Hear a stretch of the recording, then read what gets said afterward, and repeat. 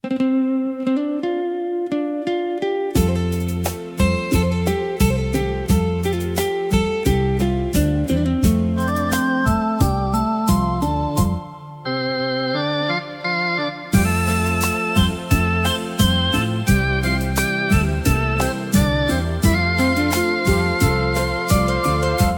លថ្ងៃលិចស្ងប់ស្ងាត់ក្នុងចិត្តខ្ញុំ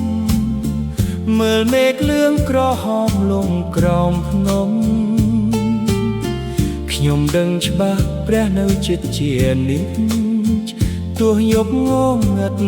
ក៏មិនខ្លាចភ័យទេ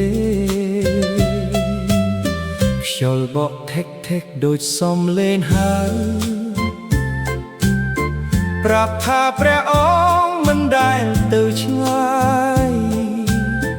គ្រប់ឈូមហ៊ានដើរព្រះដឹកនាំខ្ញុំ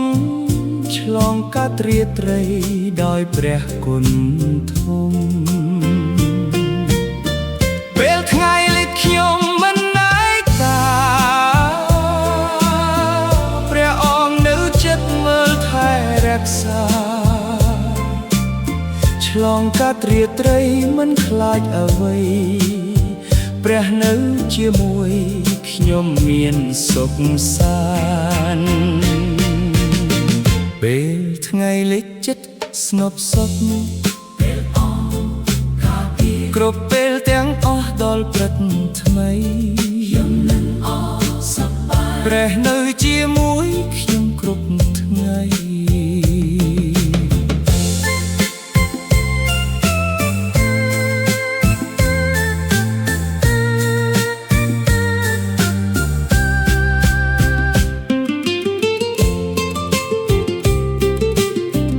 ពេលកាយរះភ្លឺលើមេឃខៀ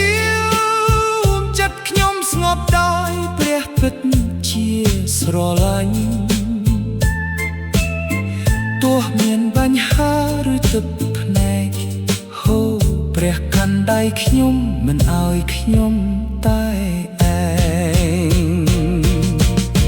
ថ្ងៃលិចហើយតែពន្លឺនៅ